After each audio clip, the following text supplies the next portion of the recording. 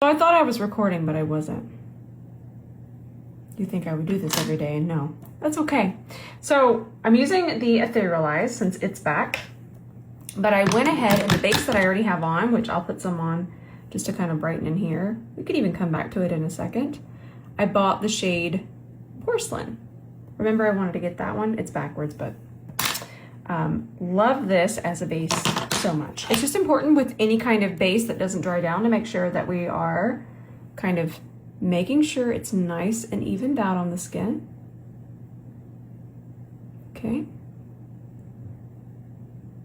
Ooh, look at how smooth. I feel like this as a base is just so smooth.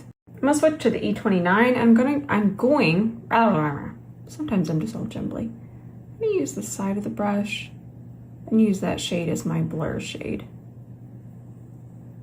Let's grab that shade. Where do I want to put it? I can always clean up my lid. Oh, no, I have an idea. See, I'm always just winging it. Okay, let's make sure that we're not setting any creases here. Now, I think it'd be fun to kind of use this shade. Do I hear Mommy unloading the dishwasher? She's so cute. Let's do that, and then we'll put sparkle on top of this soft brown smoky eye. Yes. I also grabbed a little bit of this shade just to darken it a little bit more.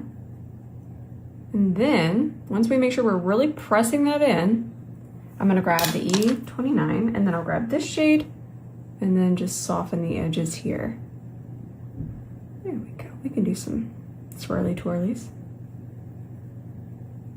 Not only is this one of my favorite liner formulas, think of it as a pot gel liner, but in this form, but the color is just so good.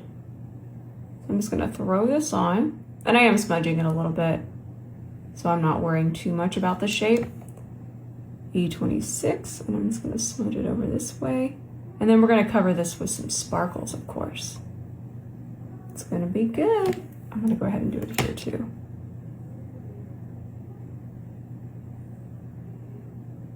I hear my mom calling Yuli. She said, Kiki. And the #1 complaint I heard about Ethereal Eyes was the shimmer getting everywhere. So if you just take a little bit of clear base, I'm not gonna apply it directly to my lid, and I'm just gonna grab it on a brush and then just tap, okay?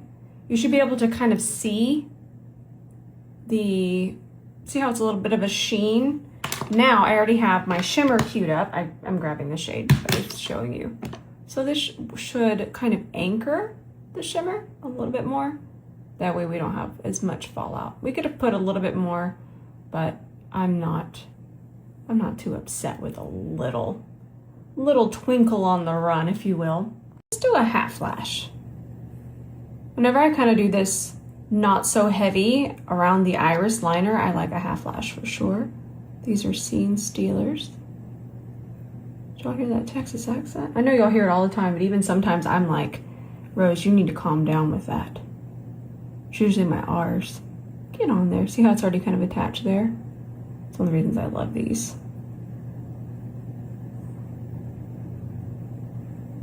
Boop. Boop. There we go. I really want to try out this new NARS foundation, but no matter what shade it is in NARS, I'm gonna have to correct it. Also, don't pump things out onto your face because that can be way too much, but I'm doing this as an educational moment. I always like to pump it on the back of my hand or on a mixing palette. So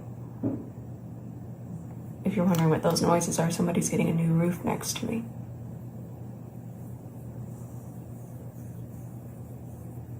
I'm excited to try this. Maybe a little too light. I think it'll be okay. It looks pretty good. I did some more mixture on the back of my hand here. It looks pretty good because it does dry down just a smidge darker. So I went ahead and mixed up more, and it is just a hair too light, but it's not so light that I can't fix it with bronzer. I try to tell y'all not to do that as much, but it is going to be absolutely okay. I feel like any lighter and I would need to darken the foundation, but where we're at, it's going to be just fine. But I do think it's interesting how it was so hard to even tell that with how off that undertone was for me. But now that it's the right undertone, I can definitely tell it's too light. And I feel like it's just so important to play around with color theory because you can just see things so differently when we get things closer to our skin tone. I'm gonna do my Estee Lauder concealer. I'm gonna put a little through the center. I always like a little sassy extra coverage in the center. I just feel like it really blurs there. I am going to hop off and film an ad for Givenchy for the bronzer. It's for the Sephora sale. I'm so excited. I actually have some fun tips. And then I feel like if you are in the mood for a highlighter, I'm going to teach you a really fun tip with this. Who remembers strobing? I know it sounds corny. Maybe it sounds corny to you. It's essentially over highlighting, but I have a fun tip for it. And I actually like to do it before bronzer. So the video is going to be an ad, but you might learn something. Go ahead and set. Can you believe it? Givenchy pressed powder. Tell you what you can't believe is the cat hair. I think that was Doug's hair. Actually, it was long. I'm going to leave this a little bit unset. See how it's just not quite as set? It's going to be better for the highlighter, which you'll see in the video. But that's kind of step one to strobing. I feel like this powder, anytime I set with it, it just feels like a security blanket. Whenever I have a more simple eyeshadow look, I take the same powder on an E29 and I just kind of blur these edges. Now, sometimes I have way too intricate of a shadow and I do different techniques, but this is pretty easy. And I feel like it just melts edges. I like doing this. Melty, melty. And then you can even do a little bit of detail work around the brows too. Now we know I've talked about this before, but this NARS sharpener, I'm showing you the before, okay? And just a couple twists. So 1, 2, 3, let's look, or 4, I did 4, but that's enough. And look at how nice and sharp the tip is. And if I'd done 5, it would be even sharper, but this is enough for me.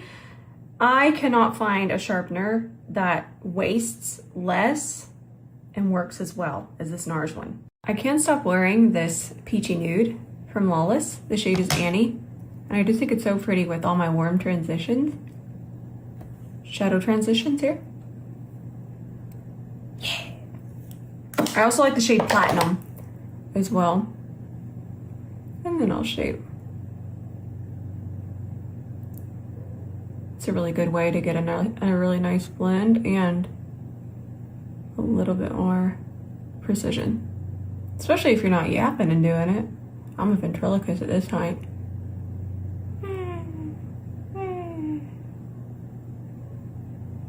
So I don't want any fallout, and I just rearranged my desk a little bit. So I moved these Vive Beauty sticks, eyeshadow sticks, back to the front of the line. I love them so much. I also try to rearrange things so I don't always seem repetitive, but I'm taking that cooler tone and I'm just gonna blend this out. This is shade Camel. I wanted to say caramel, but then I remembered camel. I prefer camel. I like camels. I yap too much. This is the blush that I put on, and I thought it was really pretty with the purple highlighter. Ben is in a meeting. Have y'all ever seen a chinchilla in a dust bowl? That's me with a lot of these sparkly, shimmery things. Just think chinchilla. Let's roll around in that. I love you with all of my heart. Thank you so much for being here. It really means the world to me. I know I say it a lot, but to be able to do this and to have so many friends that are just excited and feel like little chinchillas that want to roll around in glitter too, it's still a dream come true for me. So I love you with all my heart. Until the next video, bye for now.